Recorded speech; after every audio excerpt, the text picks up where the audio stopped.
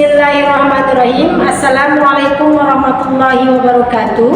Yang terhormat dosen penguji PPG dalam jabatan, perkenalkan nama saya Ika Sentika, mahasiswa PPG dalam jabatan tahun 2023, program studi Pendidikan Pancasila dan Kewarganegaraan di LPTK Universitas Syekh Kuala Banda Aceh. Pada kesempatan hari ini, Selasa 5 Desember 2023, saya akan melaksanakan kegiatan pembelajaran untuk memenuhi unjuk kinerja dengan materi tata negara dan pemerintahan dengan model pembelajaran problem based learning. Berikut ini video pembelajaran saya. Mohon saran dan masukannya agar kegiatan pembelajaran saya lebih baik lagi. Selamat menyaksikan.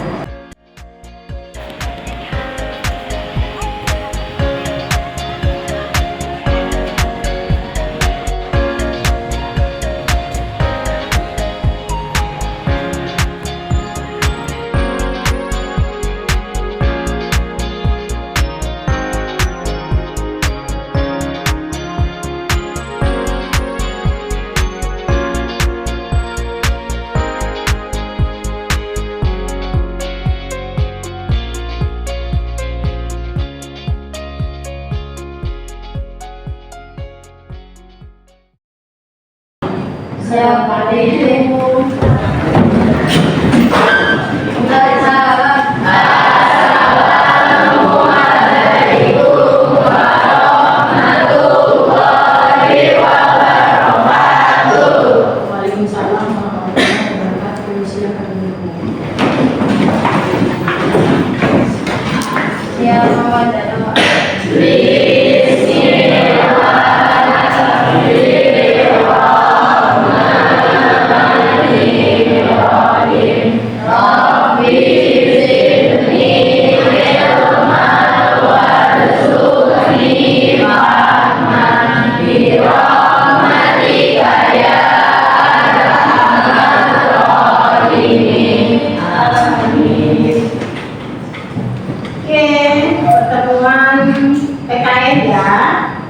Sebelum belajar, tadi kita udah berdoa bersama-sama demi kelancaran pembelajaran kali ini.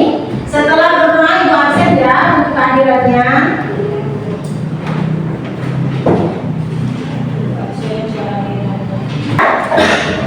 Abdul Rafiq, Agista Putri Arteria, Ahmad Rizky Farazi, Akmal Azmihai. Kenapa? Sakit? Sakit, mudah-mudahan kita doakan cepat sehat ya.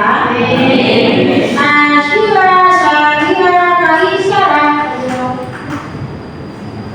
Bimo, Arjumanatus Syarif. Keren nih namanya ya. Kaira Raya Budiman,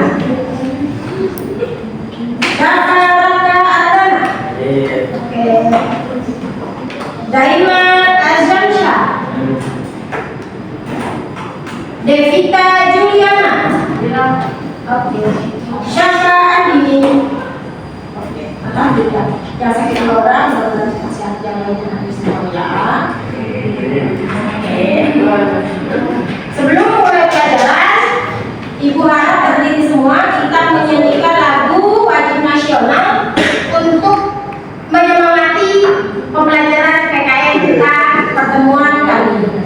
Silakan berdiri.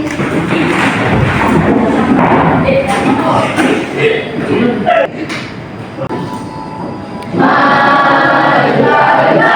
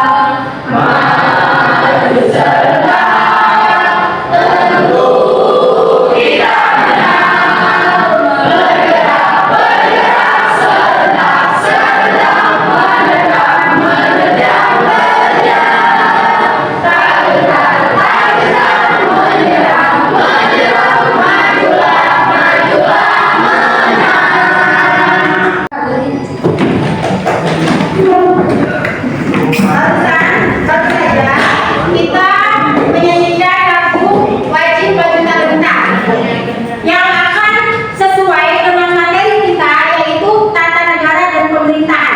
Kenapa Ibu kita serukan menyanyikan lagu Maju Tak Gentar? Karena yang kita akan bahas materinya itu tata negara dan pemerintahan. Di sana ada lembaga-lembaga. Lembaga-lembaga yang kita bahas adalah lembaga legislatif, eksekutif, juga yudikatif. Di sini Ibu akan menunjukkan tujuan pembelajaran, ya, tujuan pembelajaran yang akan kita Ibu sampaikan dalam materi tujuan pembelajaran tata negara dan pemerintahan.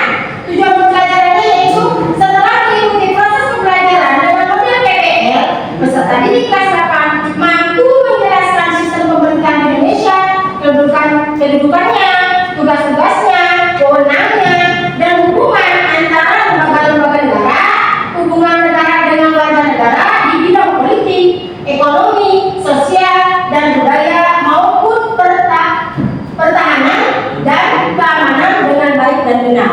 Itu tujuan pembelajaran yang akan kita pelajari hari ini.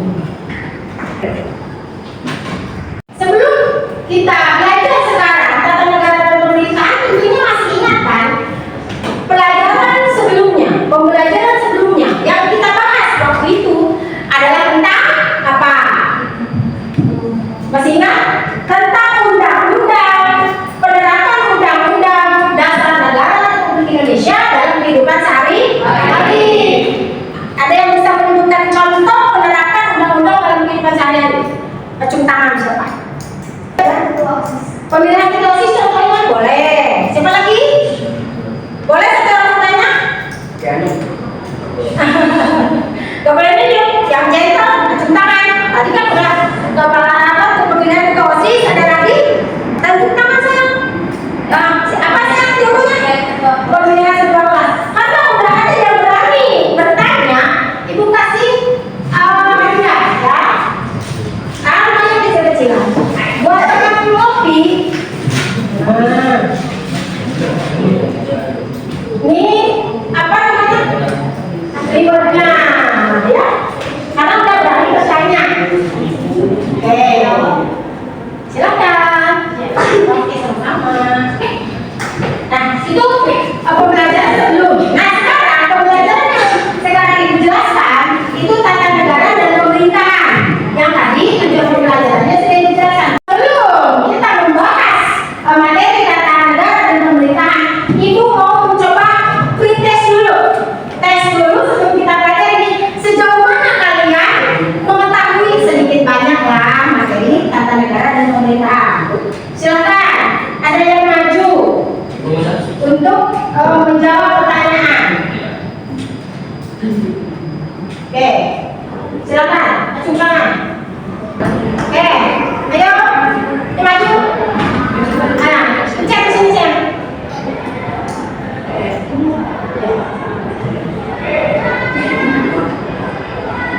Nah, itu pertanyaannya dulu. Nah, dalam pemerintahan Indonesia, jawabannya. Oke.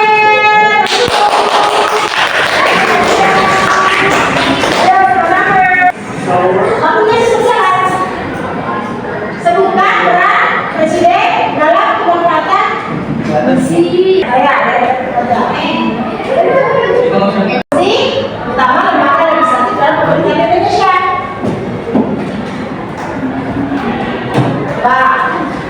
Oke, yang kedua.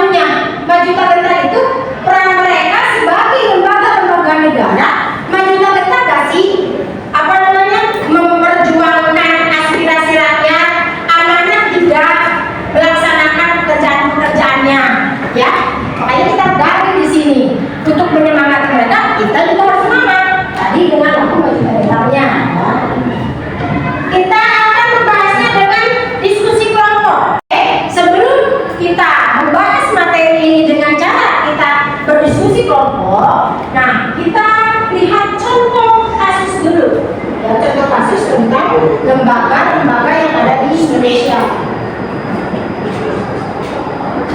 Di sini ada di bawahnya tulisannya inflasi BBM bersubsidi. Nah, di sini kenapa ada inflasi? Karena pemerintah dalam hal ini presiden, lembaga eksekutif, beliau menaikkan harga BBM tanpa meminta persetujuan dari DPR. Sedangkan DPR itu kan yang membuat undang-undang, ya. Sedangkan DPR itu yang membuat undang-undang. Jadi menyalahi aturan enggak dengan tidak meminta persetujuan anggota DPR. Jadi kalian bisa menganalisa bagaimana harusnya antara kesepakatan eksekutif, lembaga eksekutif dengan lembaga legislatif, harmonis atau tidak. Dengan adanya hak interpelasi ini, Pak Presiden atau pemerintah menaikkan harga BBM tidak konsultasi, tidak minta izin atau tidak rapat dulu dengan DPR, di sana kan sudah ada. Berarti tidak ada harmonisan antara anggota legislatif dengan anggota legislatif dengan anggota eksekutif. Ya, kita bisa simpulkan. Oke, ya cukup. Mungkin selanjutnya kita diskusikan. Ini salah satu contohnya. Nanti setiap kelompok ada video masalah-masalah yang lain di dalamnya. Nanti sudah Ibu kasih linknya masing-masing. Sekarang Ibu tunjuk ketua kelompok, ya, tunjuk ketua kelompok. Maju silakan Ari, Bimo, Alisa, Kanifa dan Alisa. Silakan maju. Memilih nomor berapa?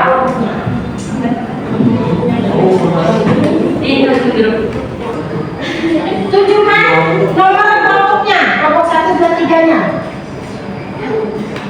Kelompok berapa? Ari, 1, 2, Alisa, 3. Nah, berarti yang dapat nomor 1 kelompoknya Ari, yang dapat nomor 2 Alisa, nomor 3 kelompoknya Bimo, nomor 4 kelompoknya Alisa, dan nomor 4 Hanifa, ya. Oke, silakan. Ibu bagikan sekarang nomor jatuhnya.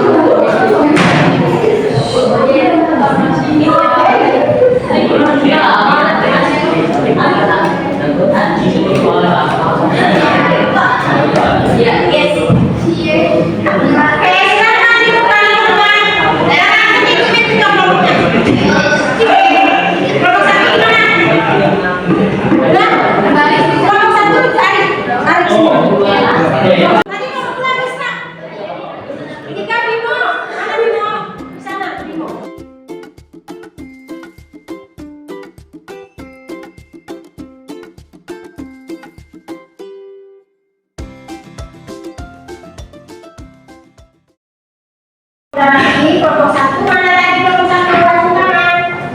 Kelompok 2, kelompok 3, kelompok 4, kelompok 5. Oke, bagikan data PD. Di sana sudah terdapat link, ya. Data PD. Kelompok 1 mana? Tadi ini. Silakan. Kelompok 2. Kelompok 2. Kelompok 3. Iya, iya. Kelompok 3, silakan berdiskusi dengan teman-temannya. Kelompok 4. Kita ada yang ini. 4, 5. Oke. Nanti cari di sana linknya udah dibagikan. Ada contoh kasus. Kelompok 1-nya tadi tentang Mahkamah Konstitusi. Konstitusi berarti lembaga yudikatif, ya. Kelompok 2 mana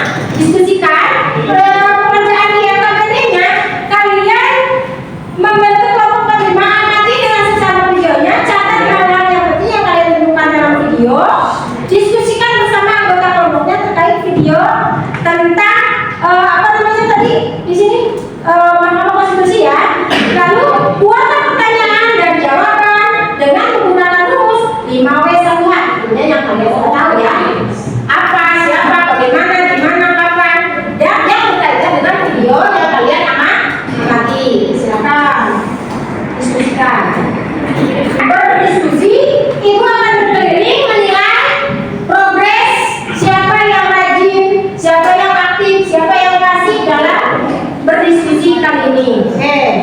Silakan amati videonya.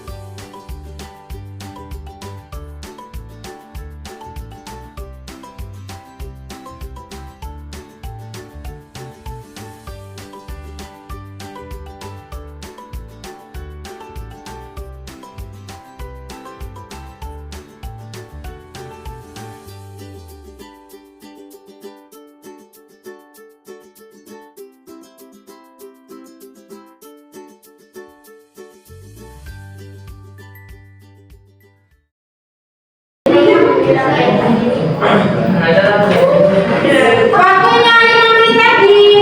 Ayo semangat. Mantap. Sudah selesai? Oke. Presentasi kelompok berapa? Kelompok 1. Ketika namanya presentasi, kalian harus memperhatikan dengan sesama. Apa kata-kata temannya? Sehingga nanti kamu menimbulkan pertanyaan. Makanya supaya jelas, perhatikan ya. Nanti kamu kasih pertanyaan kepada teman yang sedang berpresentasi. Silakan.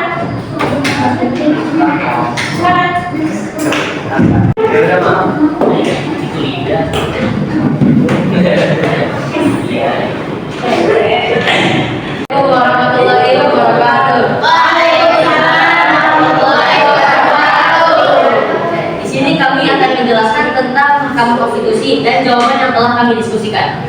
Oke, anggota kelompok kami terdiri dari saya sendiri yaitu Muhammad Arif Hasan Ibrahim, kedua ada Ezra, ketiga ada Rido, keempat ada Azam, dan kelima ada Kamila. Oke, nomor 1 akan dibacakan oleh saya sendiri, nomor 2 akan dibacakan oleh Ezra, nomor 3 akan dibacakan oleh Rido, nomor 4 oleh Azam, dan nomor 5 oleh Kamila. Nomor 1, apakah yang dibahas di dalam video tersebut? Jawabannya, pembahasan tentang batas usia calon presiden dan wakil presiden yang menyalahi aturan. Oke, nomor 2 silakan Ezra. Nomor 2, di mana kejadian tersebut terjadi di lembaga yudikatif, yaitu di Mahkamah Konstitusi. Nomor 3. Perhatikan ini.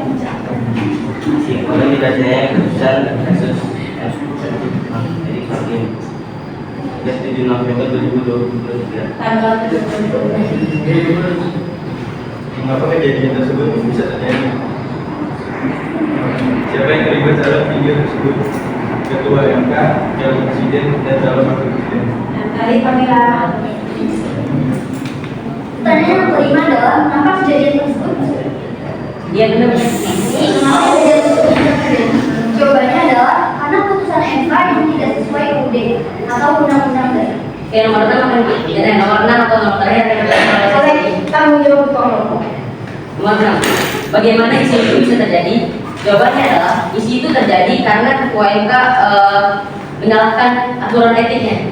Menyalahkan kode etik terjadi kesalahan menyalahi kode etik lembaga Mahkamah Konstitusi. Dari pemaparan kelompok 1, presentasi kelompok 1, adakah yang mau bertanya tentang hasil diskusi kelompok 1? Silakan. Siapa namanya?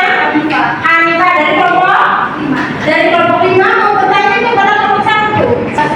Ini sah nggak sih kalau mengatakan Gibran sebagai wakil presiden? Dasar karena cacat hukum. Oh, jawabannya tidak sah karena cacat hukum. Itu jawaban dari kelompok 1 untuk presentasinya. Karena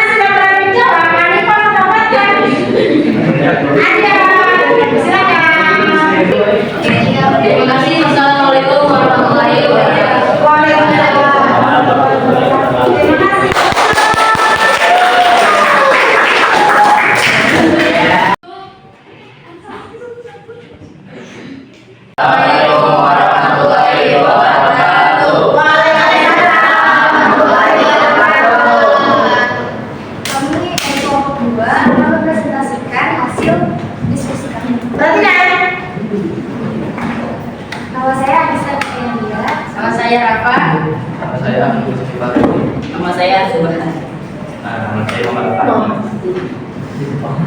Pertanyaan yang pertama, apa yang terjadi di dalam video tersebut? Jawabannya adalah terjadinya isu kenaikan BBM yang akan dinaikkan oleh pemerintah. Yang nomor 2 akan dibacakan oleh Kedua adalah di mana terjadinya isu kenaikan BBM.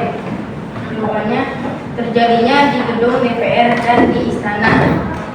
Selanjutnya akan dibacakan oleh Faris. Kapan terjadinya kenaikan BBM? Dari jawabannya tanggal 31 September 2023. Selanjutnya dibacakan oleh Sifat. Nomor 4 pertanyaannya, siapa yang terlibat dalam permasalahan kenaikan BBM? Jawabannya antara lembaga legislatif dan lembaga yudikatif. Nomor 5 dibaca. Mengapa terjadinya permasalahan kenaikan BBM harga? Jawabannya itu terjadi karena pemerintah menaikkan harga BBM. nomor 6, bagaimana cara pemerintah menaikkan BBM? Pemerintah menaikkan BBM dengan secara sepihak.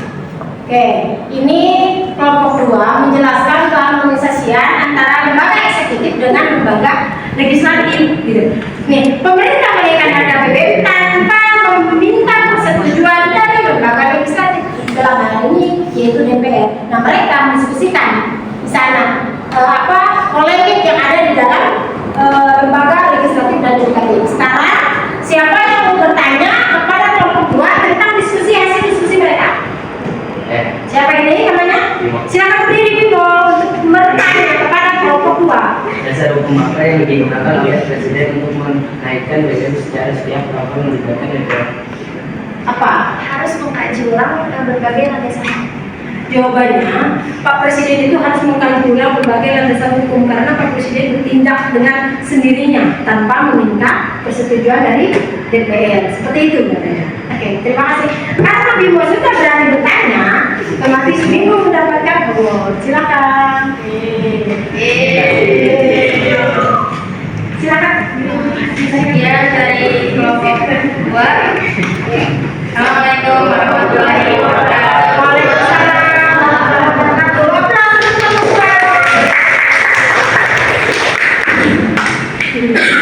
Kami yang bersangkutan dengan pendidikan. Nomor 1, apa yang terjadi di lembaga pendidikan? Jawabannya terjadi korupsi di lembaga pendidikan. Nomor 2, di mana kejadian tersebut terjadi? Terjadi di gedung BPK. Nomor 3, kapan kasus ini terjadi? 3 November 2023. Nomor 4, siapa yang terlibat dalam kasus ini? Jawabannya anggota Pak Sarul. Nomor 5, bagaimana bisa terjadinya korupsi? Jawabannya karena pengadaan elektronik di kementerian Kominfo. Nomor 6. Bagaimana bisa terjadinya korupsi karena pengadaan elektronik Kementerian Kominfo? Oke. Kami dari kelompok 4 akan mempresentasikan atau membacakan hasil diskusi kami tentang korupsi di Kementerian Pertanian. Nomor 1 akan dibacakan oleh apa yang dibahas dalam video atau berita tersebut. Korupsi di Kementerian Pertanian. Nomor 2, siapa yang melakukan korupsi tersebut? Jawabannya mantan Menteri Pertanian yaitu Syahrul Yassin. Nomor 3 akan dibacakan oleh Nomor 3, kapan penangkapan Syahrul Limpo? Jawabannya Kamis tanggal 12 bulan 10 2023. Nomor 4 dibacakan oleh Naila. Mengapa Syahrul Yassin Limpo melakukan korupsi? Syahrul mengumpulkan uang-uang tersebut untuk kepentingan pribadi dan untuk sumbangan kegiatan partai dinasti. Sekian dari kami. Wassalamualaikum warahmatullahi wabarakatuh.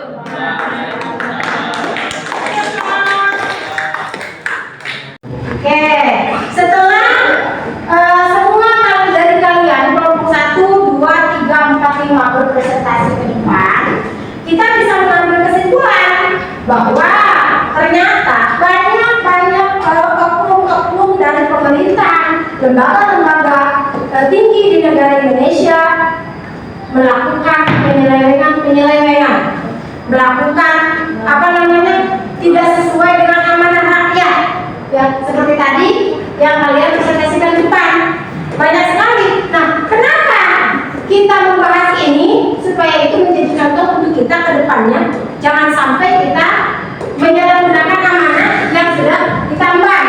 Ya, kalau misalnya nanti mudah-mudahan di antara kalian ada yang menjadi lembaga tinggi negara, bahkan tidak menutup kemungkinan di kelas 82 ini ada yang menjadi presiden. Amin ya. Amin. Kesimpulan dari diskusi kita dan pembelajaran kita hari ini yaitu kita mengetahui bagaimana pembelajaran tata negara dan pemerintahan yang ada di Indonesia harus bersih dari koruptor-koruptor, dari penyelewengan-penyelewengan. Yaitu yang kita bahas sekarang. Kesimpulannya, lembaga-lembaga di Indonesia ada dibagi tiga. Yang pertama, lembaga legislatif, di sana ada siapa? DPR, MPR, dan juga DPD, Dewan Perwakilan Daerah. Sekarang untuk mengetahui pemahaman kalian tentang pembelajaran hari ini, sampai di mana sih kalian memahami materi ini?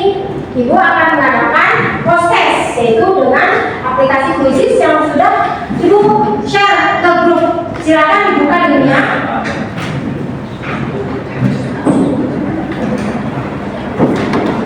Silakan.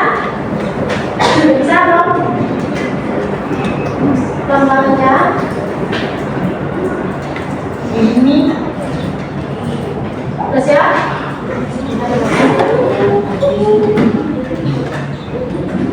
Sudah? Masih bentar-bentar?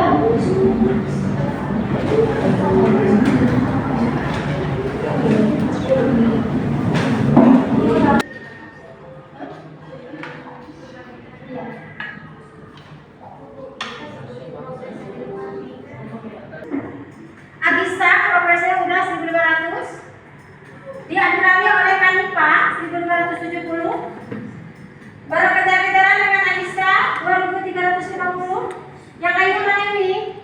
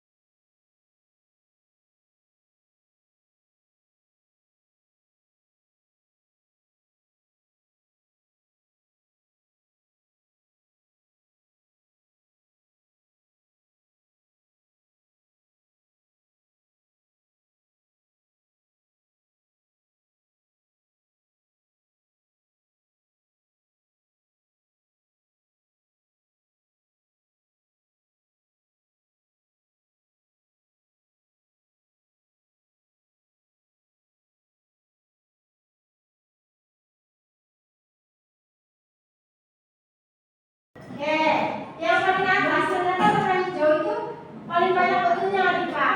Ini udah selesai tapi banyak merahnya, ya sehingga berapa posisinya 11. Ya, yang hijau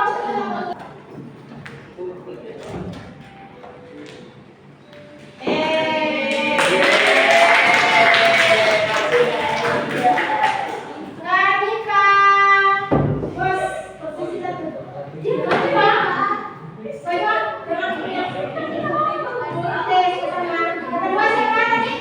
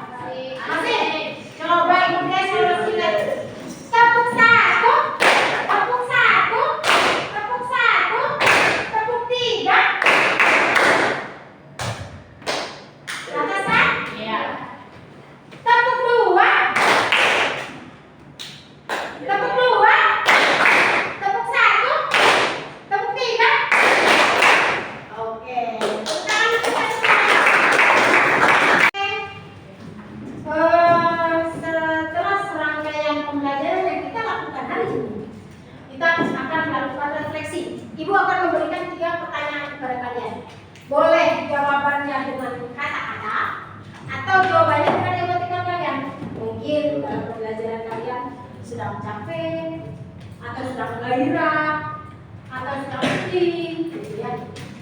Yang pertama, langsung jawab pertanyaannya. Apa perasaan kalian ketika pembelajaran hari ini kita lakukan? Dijawab dulu. Langsung jawab. Apa perasaan kalian ketika pembelajaran hari ini? Apa perasaan kalian ketika ikut pembelajaran hari ini? Boleh dengan emojinya, boleh dengan kata, boleh. Selesai? Pertanyaan nomor 2. Apa perasaan kalian mengikuti pembelajaran PKN? Mengikuti pembelajaran PKN kalau tadi kan keseluruhan, mau yang sebelumnya, mau sekarang, atau mau nanti. Kalau ini mengikuti pembelajaran PKN bersama ibu. Sekarang, itu pertanyaan yang kedua. Langsung jawab. Pertanyaan yang kedua. Apa perasaan kalian dalam mengikuti pembelajaran PKN hari ini bersama ibu? Selesai? Pertanyaan ketiga. Motivasi untuk pembelajaran ke depannya apa? Motivasi kalian? Motivasinya apa? Ya, boleh catat, ditulis emojinya. Nah, sekarang siapa yang berani menyebutkan refleksi setelah pembelajaran kita hari ini? Boleh berdiri. Dari 3 pertanyaan yang tadi, kalian boleh jawab. Silakan. Silakan.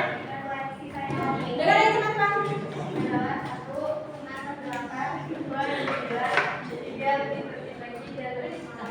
1 senang terdilapan, yang kedua katanya gembira, yang ketiga harapannya motivasinya lebih tertib lagi, harusnya teman-temannya dan lebih semangat lagi. Aplaus untuk siapa? Asila, aplaus. Yang sudah merupakan refleksi pembelajaran pada hari ini. Setelah merefleksi, akan membahas ibu sampaikan pembelajaran selanjutnya. Pembelajaran belakang kan apa tadi? Penerapan, betul. Penerapan undang-undang dan kehidupan sehari-hari. Pembelajaran hari ini tata negara dan pemerintahan. Pembelajaran berikutnya nanti akan kita bahas yaitu tentang daerah-daerah istimewa. Ada daerah istimewa Yogyakarta, ada daerah istimewa DKI Jakarta. Nah, belajarnya itu belajar untuk ke depan. Jadi dibaca-baca dulu di rumah, cari bukunya, cari sumbernya. Ada buku elektronik, ada mungkin yang punya LKS, ada mungkin boleh searching untuk pembelajaran selanjutnya. Sebelum kita bertemu, kalian sudah bahas, kalian sudah baca materinya, sehingga ketika kita bertemu, kalian sudah memegang, memahami, menguasai pembelajaran yang tadi Ibu sudah sampaikan. Oke, alhamdulillah Ibu ucapkan terima kasih kepada kalian yang sudah bekerja sama baik untuk pembelajaran PKN hari ini. Kita tutup pembelajaran kita dengan membaca doa dipimpin oleh siapa? Kelas? Siapa? Ayo, silakan. Yang membaca doa.